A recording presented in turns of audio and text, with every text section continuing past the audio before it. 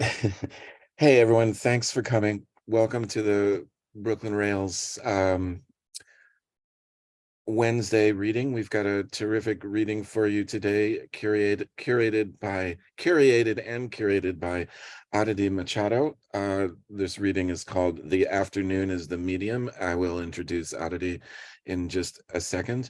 This is the 837th example of the Bronze Age social environment, and this is also the 140th of these Wednesday poetry readings. I think 140 is a special number, though I'm not really sure, but let's say that it is, because it is, because it's what we're having happen today. If you've never been to one of these readings before, then you might pay attention to the chat as the readers come on. There'll be different links to their various works and endeavors that'll be posted, along with some basic information about the Brooklyn Rail. Hi, my name's Anselm. I'm the poetry editor, and I co-run this series with Carolyn, Chloe, and Eleanor. Thank you all for joining us again. We do this every week somehow, although I guess we get to take a little bit of a break next month for 2 weeks, but we're not supposed to talk about that yet. It's my great pleasure to introduce Aditi, who is the author of 2 books of poetry, Emporium from Nightboat, which came out in 2020, and Some Beheadings, which also came out from Nightboat, as well as several chapbooks / pamphlets, the most recent of which is Now from Sputnik and Fizzle, which came out in the last year. Aditi is a recipient of the James Laughlin Award and the Believer Poetry Prize, and teaches poetry and translation at the University of Cincinnati. And Aditi will introduce all of the fabulous readers.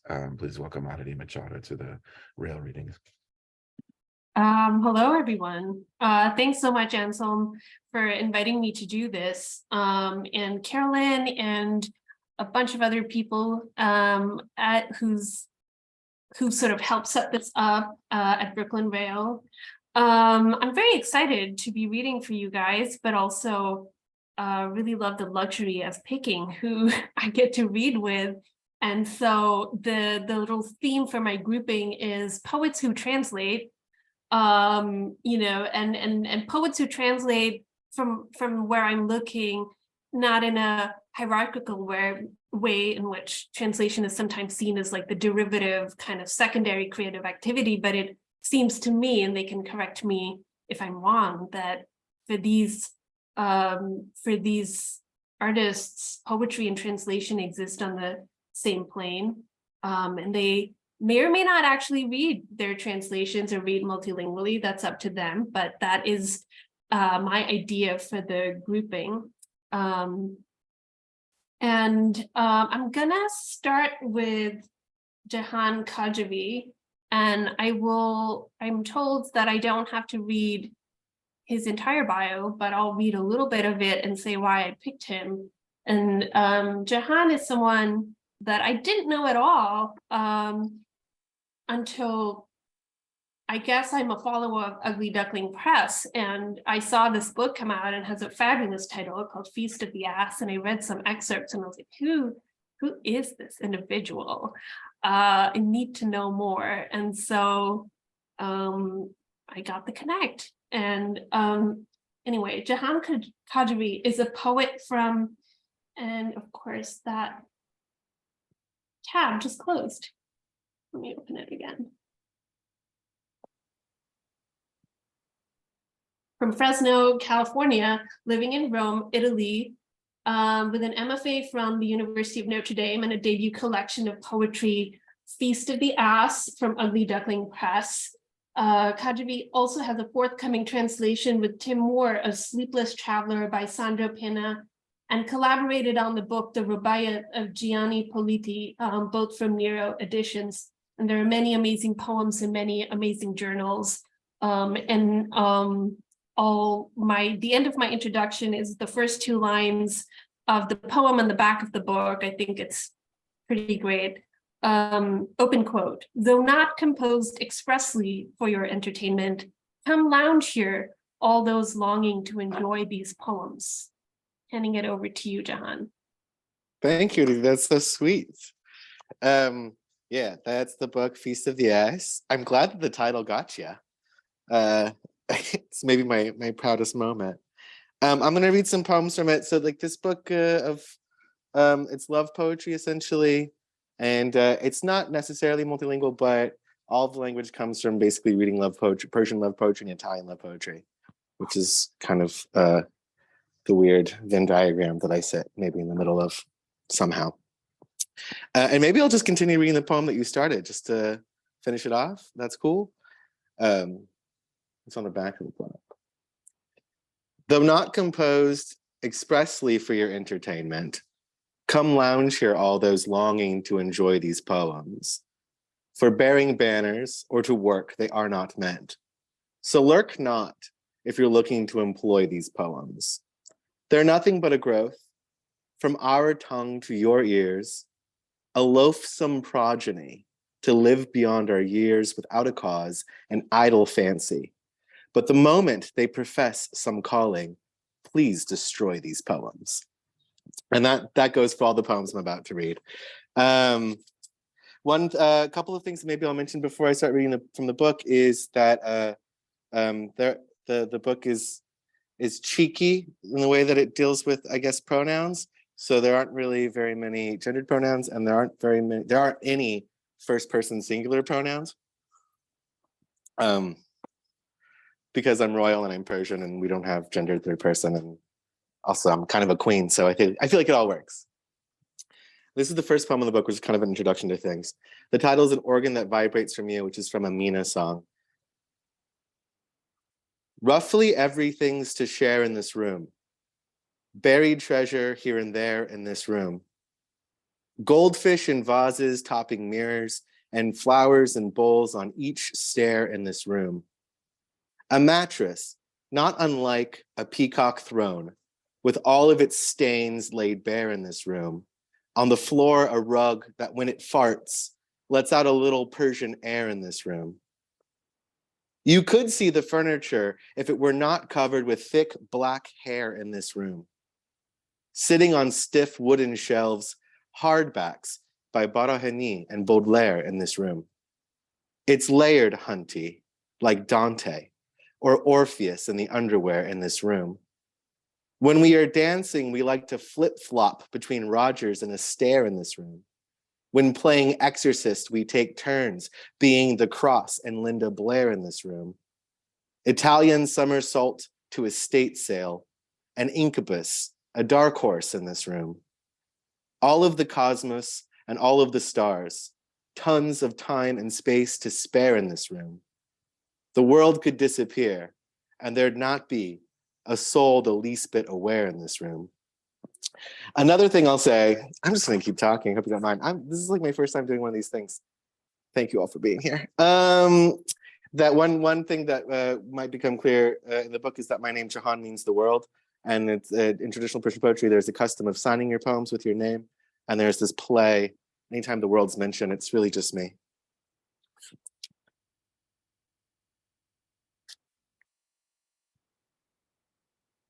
For grammar learnt in tongues, at least a gist of Holy Ghost, we spoke, and being spellbound since by sounds of words that don't exist, surround ourselves in quarters close with well-bound books we'll never read.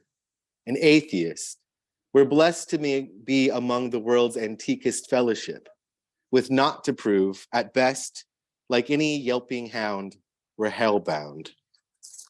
And the book is called Feast of the Ass, which is an actual holiday back in the day. It was. People like a feast for the donkeys of Christianity. So that's just good to know. That's what happens when you live in a Catholic country for so long.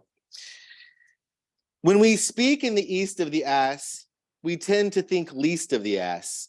But all of that changes when time rearranges the eve of the Feast of the Ass. That day that disposes of Persia, the Shah, all he knows is of Persia, but he's been misbehaved and can't even be saved if he ate all the roses of Persia. An older poem goes, a remarkable race are the Persians. We throatfully agree. It's drawn the starting line in ageless desert sand. They have such peculiar diversions. Now we begin to see, with this departing line, the donkey feather in its pocket. They make love the whole day. We really wish we had the time. In the usual way, which way is that exactly? And save up the night for perversions. At least we bathe before we toe the party line. One thing I like to say is that all of these poems are based on true stories. After midnight, find us on the sidewalk aping Majnun as auspicious plays a stereotype of the beloved. However, honest love has flown from us as far as the moon, has journeyed, roadkid to our archetype of the beloved, past Mount Nabat, decked in candy buttons. The show goes on, even when their empty seat, the audience is gone. So find us, who's sane and handsome as Hanuman, each afternoon, as in our room we on our Hermes type of the beloved. These, I'm gonna read a pair of love poems. They're all love poems. I'm in love too often. Oh, I wanted to say something else. Oh, there's just so much to say. None of it's interesting. Okay, this one's called Shadow of Delight. Boundless bounty is the art of our beloved. Both the bullseye and the dart of our beloved are the dearest wishes of their other lovers, dreaming in their wake. Each fart of our beloved is a sung surah from the Quran of asses. No Ayatollah knows that part of our beloved, past the pink on pink horizon where the sun has set since long before the start of our beloved, in the sea, and beauty is a heartbeat doubled. That wild west, which is the heart of our beloved. And then the response poem goes like this. It's called Amateur Cartography. The course before the heart of our beloved's lover plots back to the start of our beloved's lover, and devotion to their early idols, globes and disco balls. That part of our beloved's lover as a map worth looking at all's the unknown shore, the counterpart of our beloved's lover. This reflecting form shared by the brother just before his Himmel fart of our beloved's lover while we slept in costume primed for Muharram. Beloved objet dart of our beloved's lover, distance makes the font grow harder. Longitude and latitude thou art of our beloved's lover. And is that too many poems? Is that enough poems? It's up to you. I feel I kind of like that as an ending. Okay. Just, right? I don't know. I wasn't timing myself. Sorry, y'all. I wasn't timing either. I can read one last one if everyone's okay with it. Yeah, read one last one. That would be great. Okay. So this is my last poem. It's called Trastevere. It's literally the neighborhood that I'm sitting in now in this bookstore where I work in Rome. And yeah, maybe it'll bring you a little bit closer to where I am, wherever you are. What number of beloveds bore on shoulders bared her litter when she set her camp up in this neighborhood among Etruscans eating mice, translating Cleopatra and her emerald hourglass across this bridge before this bridge was here. The hefty loads of fledgling youths who pledged their own tanned hides to cover her gilt braids, their nights filled up with pitching pyramids for her and rubbing raw her lamps with whispering mustaches on their lips like faded signatures on old receipts, fasting for her gaze, running her saffron baths, rolling out their hairless chests in rows so pristine toes need never grace rude cobblestones, and blow drying 1001 narcissuses so that they would open right when she woke up from under blue eyeshadow, after blow drying all of her virgin wigs as well to save their queen from Roman fever. How charming were those Mamluk mercantiled lads that merely lived to hold her king-sized baskets full of aspirins. How strong the young physiques who waved the ancient air before her, beating off with palms and fronds, mosquito teeth that longed to nibble on her turquoised ears. Who oared her o'er this river, not half as nice as half the Nile. Thank you.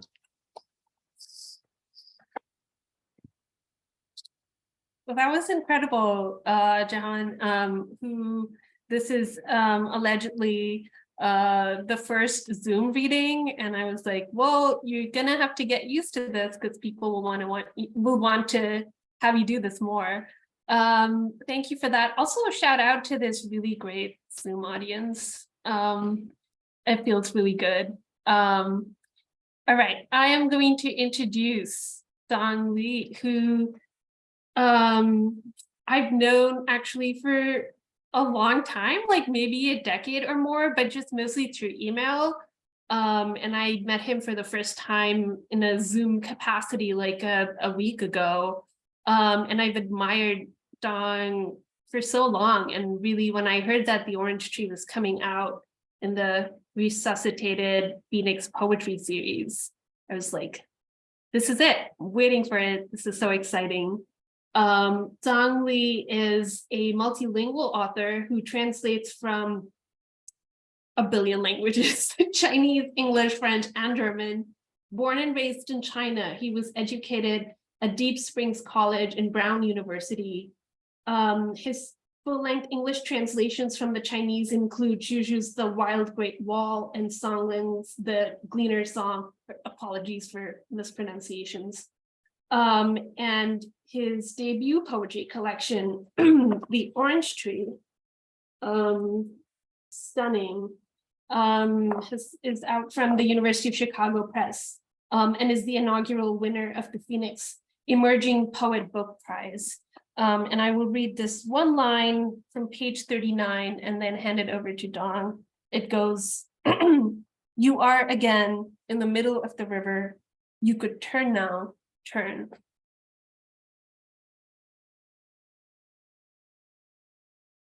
Okay, thank you so much. It's such a joy to be here and to be reading some poems. So I start with a poem from this collection, The Gleaner Song by the Chinese poet Song Ling. I'll just read one short poem for you to get a taste. And so this is the poem. Remembering another journey on the La Plata River ferry. Wide as Lethe, this body of water can barely be called a river. Those on the same ferry might not return together. Heraclitus lamented before, as did Confucius, but the indisputable river claims its own precepts, as a river is a tongue of the earth. A few babies crawl in the cabin where the sun shines. A city resembles a mottled dinosaur from a quick glance. Those standing at the stern appreciate the security. The dead are named after rivers. One is left to stand on the shore, to watch, stummed to songs, and blessed with deep grief. I think of the Yangtze, once a border river like La Plata, between Zhenjiang and ancient Guazhou, in the consciousness, vast as a body of water. You converse with me and contemplate in an attempt to reach the other shore. Then our lips become joined.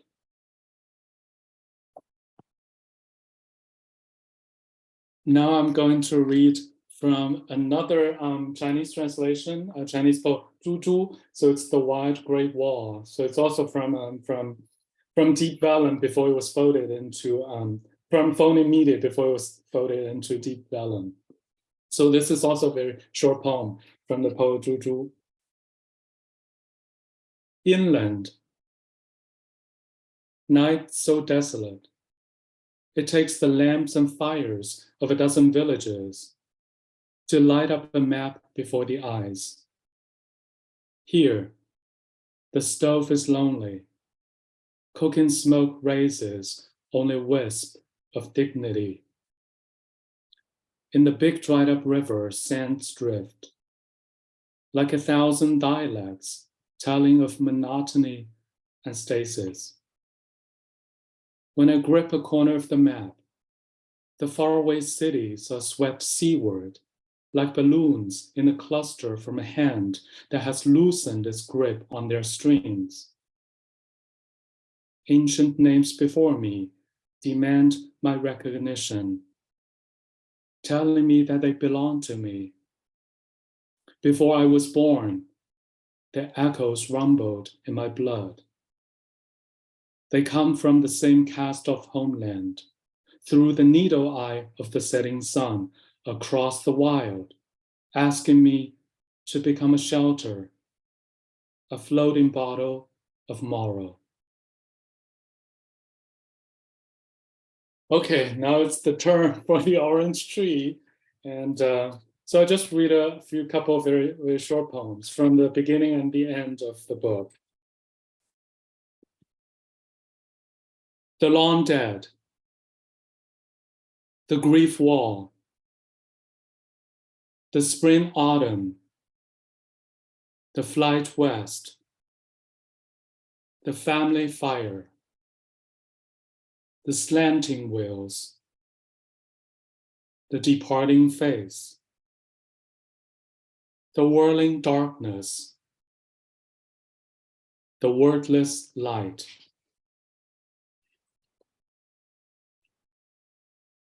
The Chinese say, woman, water, man, fire. Water and flame, they fight. Wolves, she cries to the great wall. Tide rises, slow. His mind, a fire on the long river, ready to cross.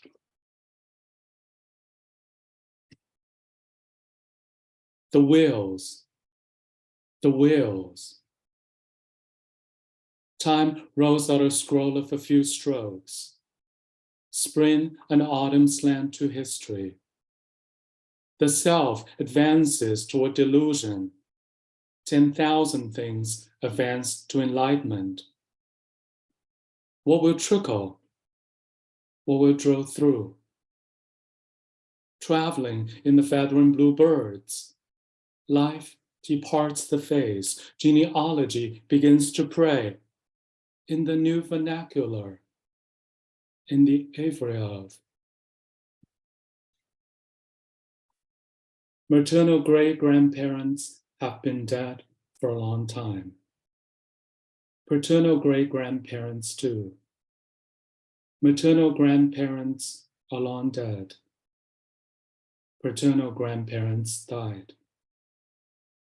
Grandma, grandpa, you are dead. Parents are dying. Mafa, you are dying.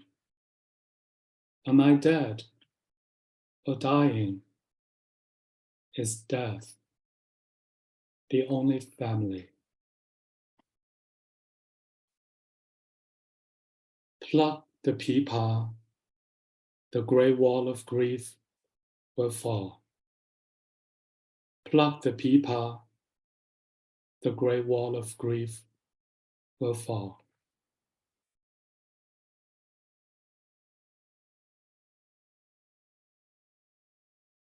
Bell tolls, calls through forest frost, mad boat along mute shores, fisherman shuffles behind torchlight, maple bridge hanging in night, wooden fish chimes around wooden beams, Abbot Hanshan mutters incantations. Hanshan served and went to war, moved to countryside and picked up hoe, packed some books and wandered along wild banks, stayed in mountains and dreamed in cold, gathered leaves and thatched a hut among pines, dug a pond and let it trickle from brook. Bamboo gate blended into faraway peaks. Years passed on mirror-still river. Cranes snatched, fishes leaping at leisure, rice sown, vegetables planted. Brook ran restlessly clear. Hanshan drifted toward spring, chewed on mushrooms and drank dew, chased hares and vultures, sunbathed on slippery rocks shaded by olive trees.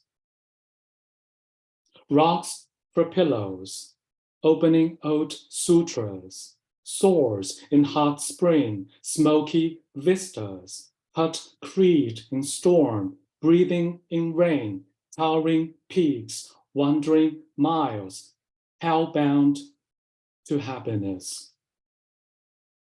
Abbot Hanshan has been dead for a long time.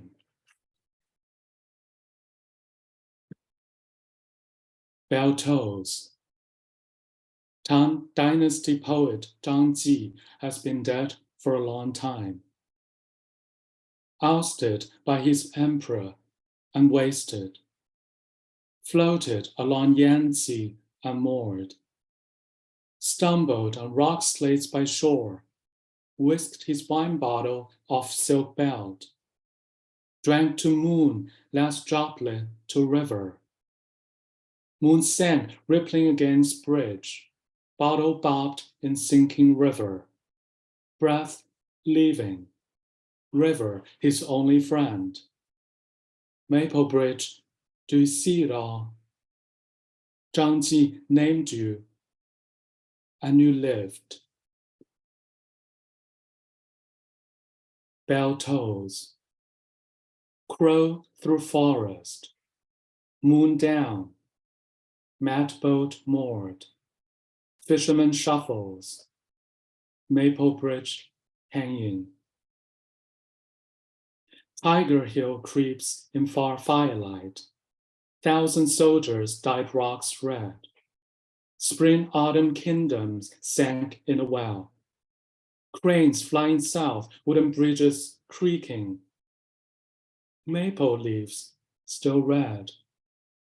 Face yellowed in river.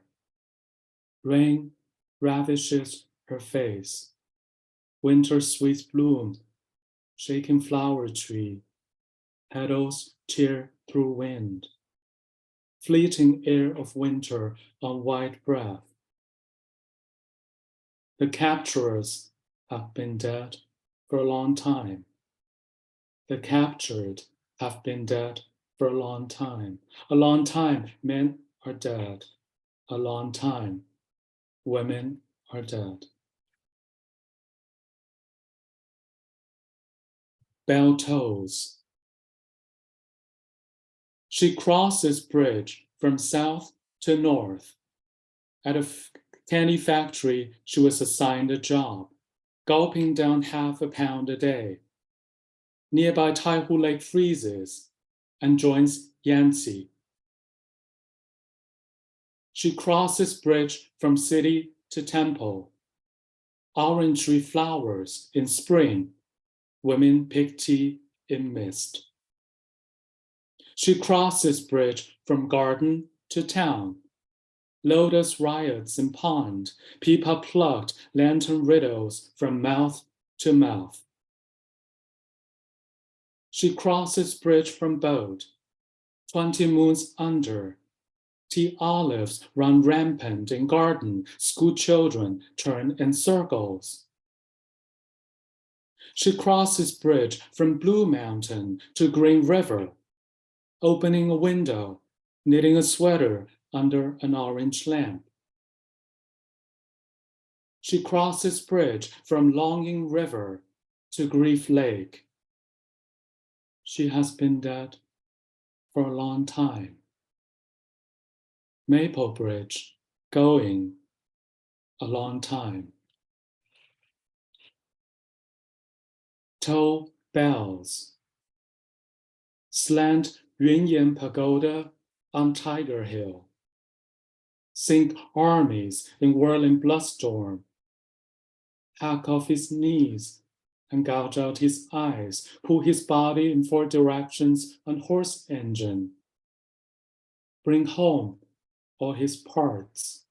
Fill Yanzi with his ashes and bones. Let him have his fingers and toes. Ghost fire, raven-like, flying like you. When you die, I will be a night cloud. When you die, river flood in spring. When you die, I would shine down bluebirds. When you die, fire on distant islands. When you die, I will be your rice field. She said, death, drown yourself. Thank you.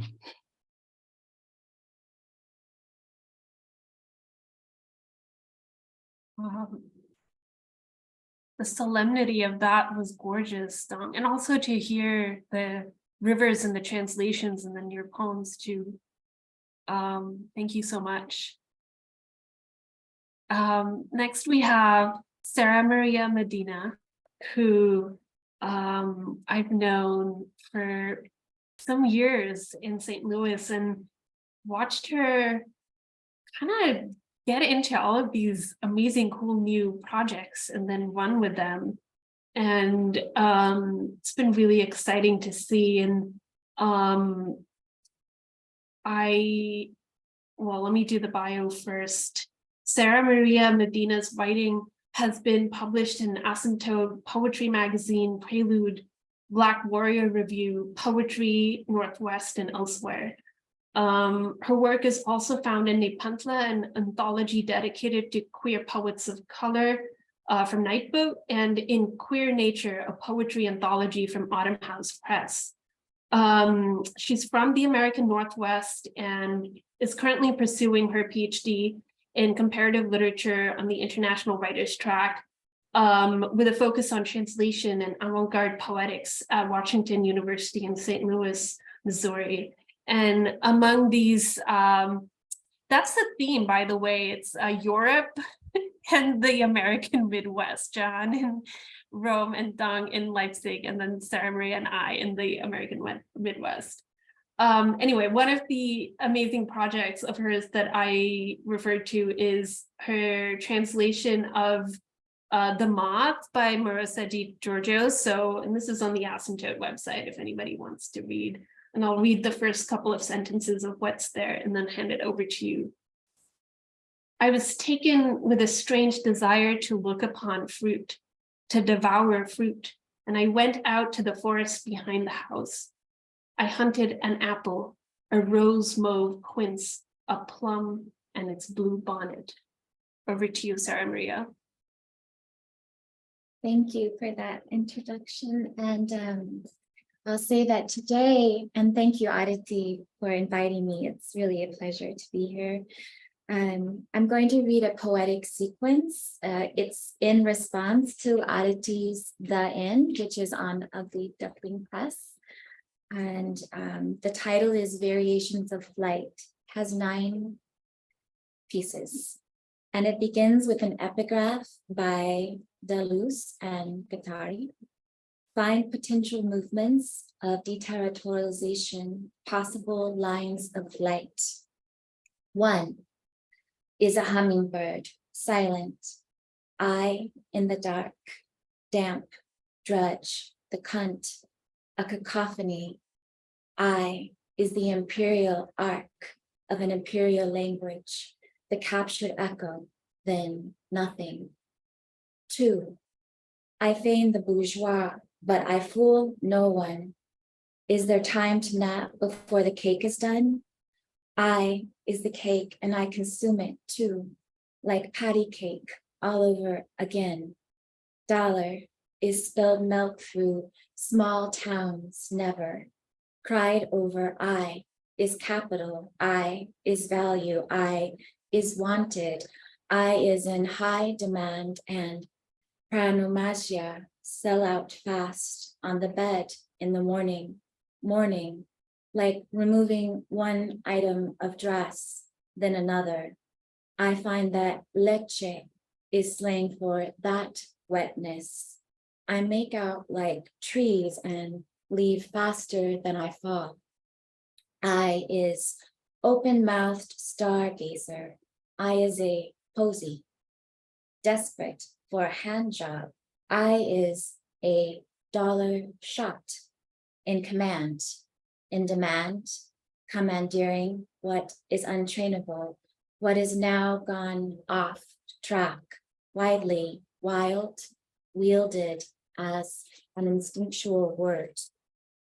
3, a colt, I free within the vanguard, the sky, lust, inhabited, cultivated, unpossessed, dead, dollar, low tide, less, landscape, the sky, low tide, further, offing, the emptiness of bone, dollar, palm, control, bone, sky, capital, bone, sound.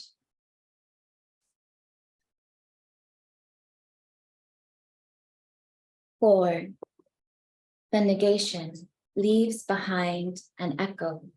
No small pink seashells across the sand, no small candles strewn across the sky, no red flower, no hummingbird. I is voice is a bird taking off in the air, but I is caught in the arcade's mirror. 100 reflections cast, a shadow in front of a window.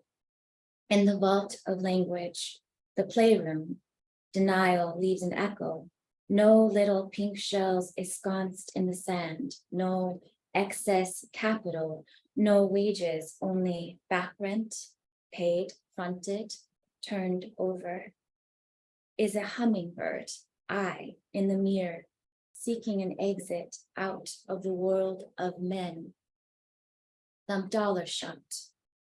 I is the language, is a currency, inscape exposed, an expose, a dollar shot, like removing one item of dress, then another, pink. I is limitless, from which all else arrives.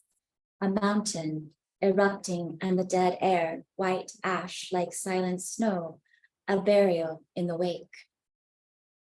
Ask us to expose the interior, but tell us what is left afterward. Pleasure in exposure, the inner gallery, exhibition of inscape.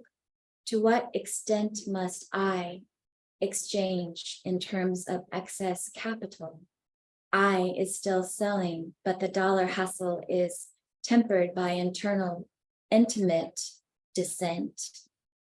I hawk a language, but there's no buy-ins and no bread in the oven. I commodify le pour to accrue, surge, dollar pleasure through singularity, but multiplicity reigns. The hounds behind the counter reject it, so I reel back to oblivion. I undress in multiple dollar sounds. I fall out of the comma, the interval, the command, the commandeering of an empirical language. When do I abandon the act of forgiveness and get on? I is the interior, a point of view. I offer, I dismiss. I'm a weather forecast gone rogue. I gather marigolds, I wait for the dove-like rush. I cull the language, the wild grass, the wind. I give witness, the statuary. It speaks through me, but is it enough? 5, I will be, and the language will not destroy us, as if it could ever be contained, and asked to name the red flower. It's light, dark, dark and light. Trees rise, scatter. That's all there is. Escape and run. Time to quit and move on. At the edge of the light, I'll go no further. No heliconia, frangipani, flame tree, palm tree, moonlight. In other words, rope the seedlings to avoid later death. In other words, rope the seedlings toward the little death. Go rogue, go hard, go wild, or go soft. When I kiss her, the act is to lean into the direction of the wind, directed by a common climate. In search of the cadence of a storm, I'll go no further, so she ensconces in the sand. No helicopter, frangipani, flame, fee, blow, moonlight. I break and bow to her grip. I upend, I turn around, and a kind of freedom comes out of us, and our song continues. 6.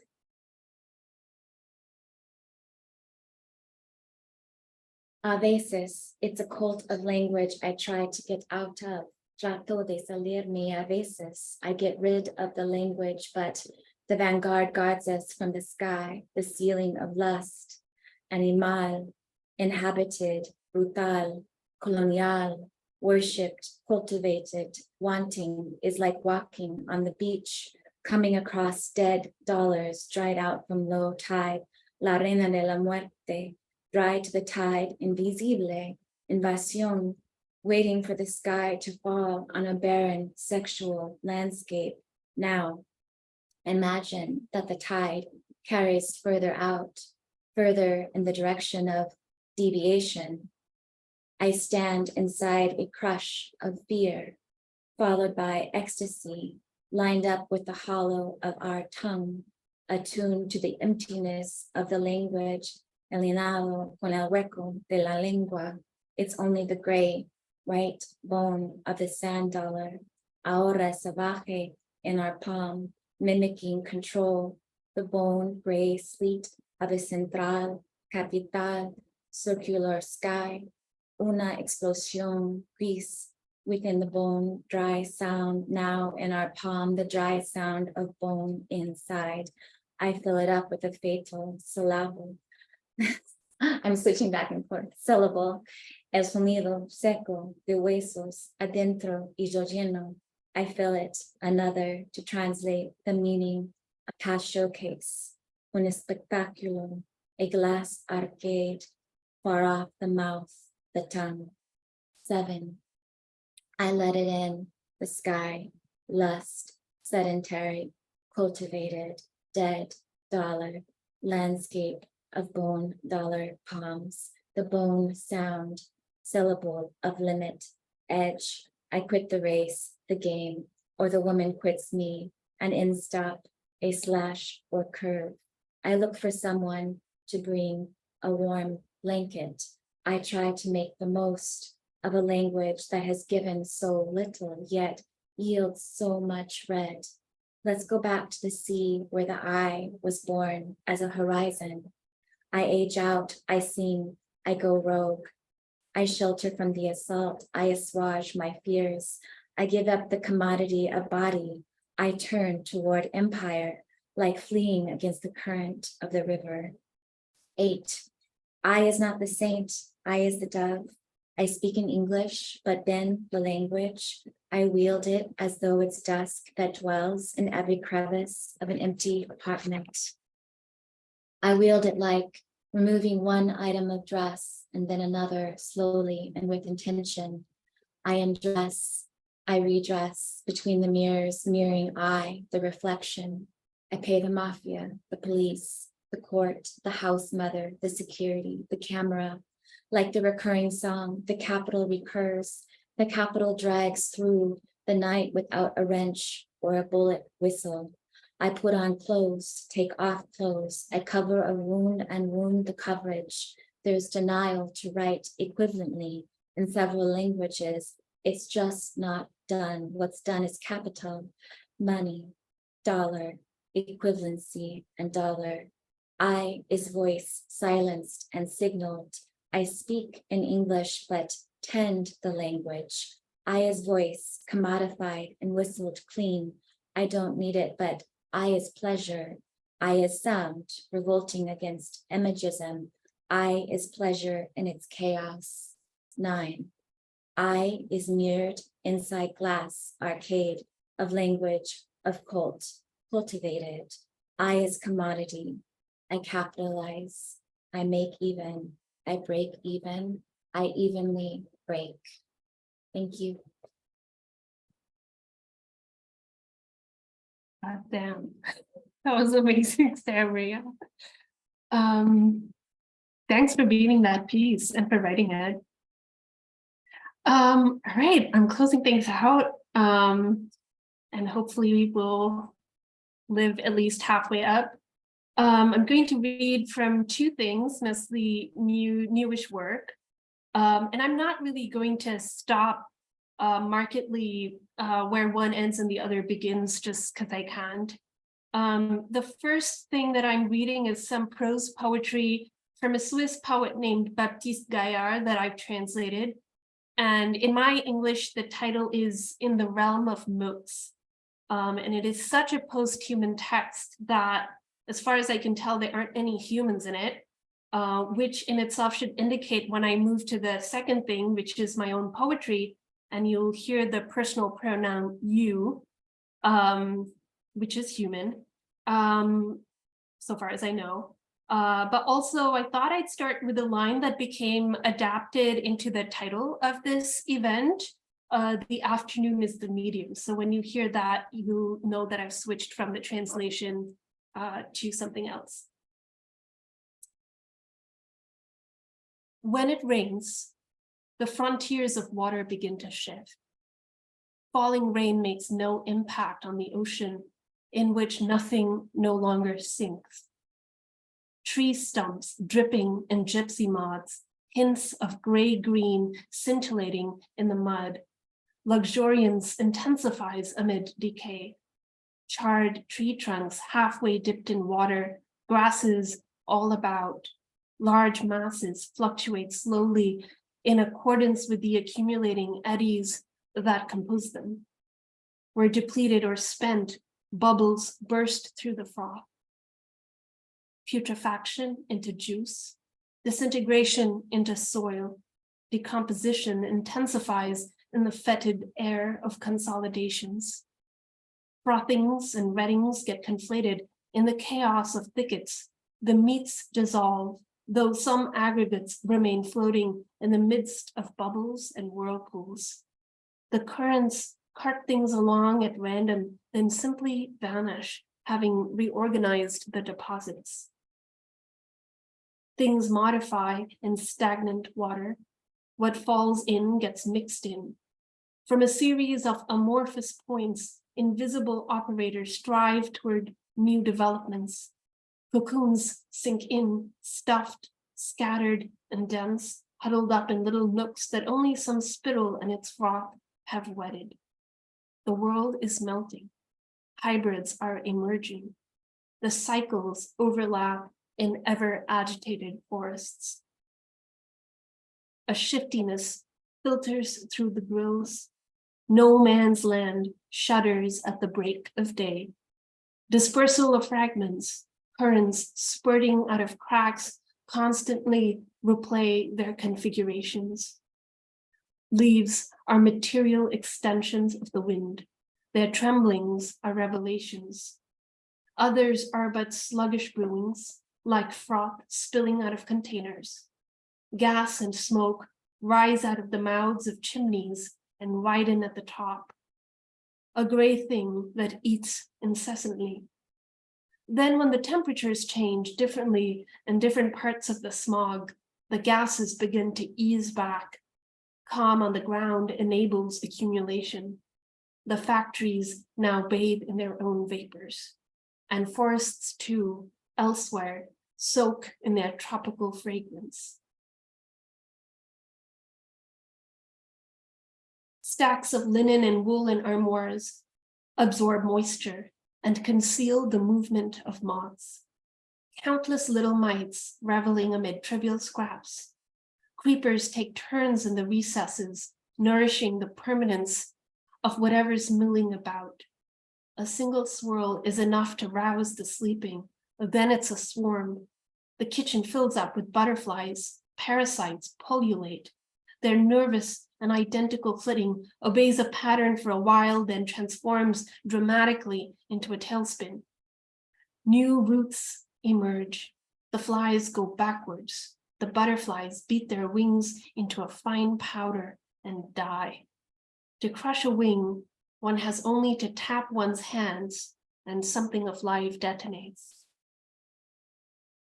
Then the afternoon is the medium. You head to the beach and you make to it an invertebrate overture. You lie down, slug-like, slit belly, what gives? You are entering what is called the universal, a bit pendulous. You feel a motion that isn't negative, pulling toward the ancient texts you found floating in some sewage. They were from the heyday of psychology. You laughed at this. An animal filament flickered at the edge of sea. By sea, they had meant mind. You laugh at this. You observe frothing something of the universe, what stung your toes. Something universal at the edge, you nip into what you'll become. Then comes night at a slant, and it slits your mineral bosom. Proverbial curtain, except it slices instead of falls clean through the fat of you, doctor, nurse, patient, chaplain of time's bitter continuity. Death's then, and the foreshadowed room. To your left, and up on high, a talisman. It radiates a summary of light. It works over you in a supervisory capacity.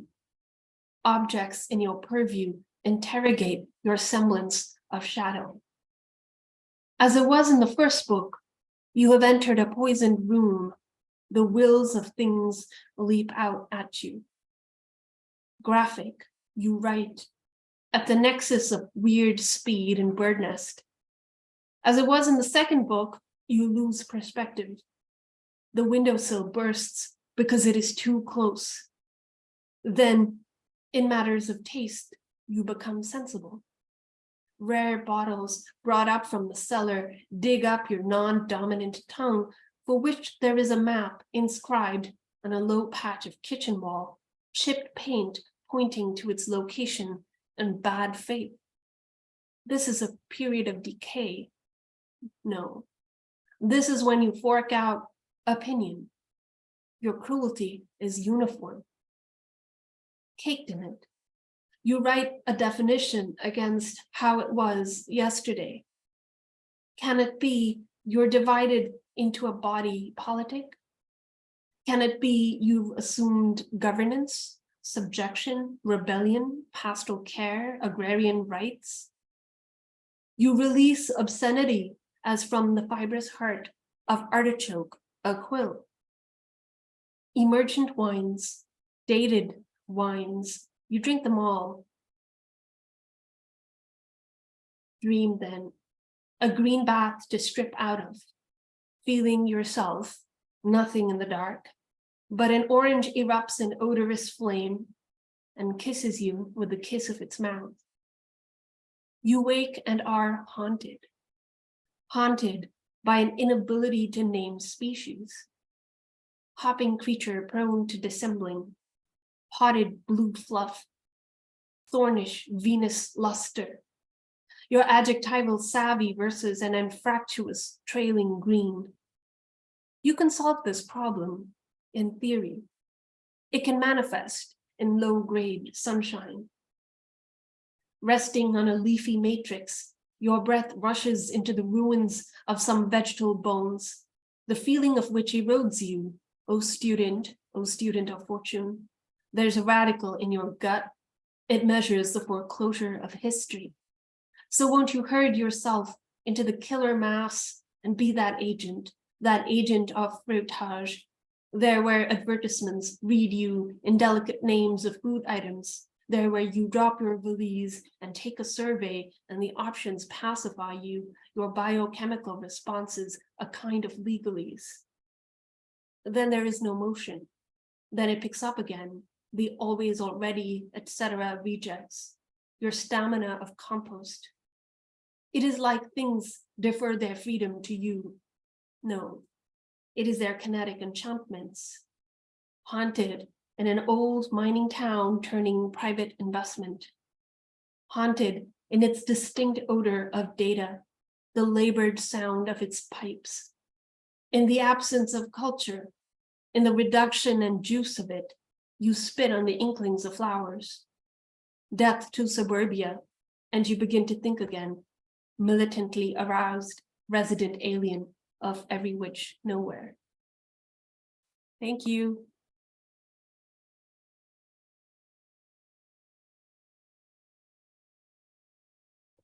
Thank you, Aditi. Thank you so much for the reading and for putting this together today. And thank you, Sarah and Dong and Jahan, for those amazing readings. It's great to hear all of you and to have you reading from all these different points on the planet. And thanks everybody for being here. And now we will throw open the mics. I never know how this happens. I think a button gets pushed and then everyone will be unmuted and you can say hello and goodbye at the same time and head off. Thank you. Thank you so much. So much. Grazie. Thank you. Brilliant. Thank you so much. Thank you, Aditi. Thank you so much, Dong. Thank you. Thank you. Thank you, Sarah and Jahan. Make it. Beautiful. Thank you so much. reading. Nice. Super nurture. Grazie. Ian. Might not need to hunt anymore. Lovely Wednesday afternoon, everyone.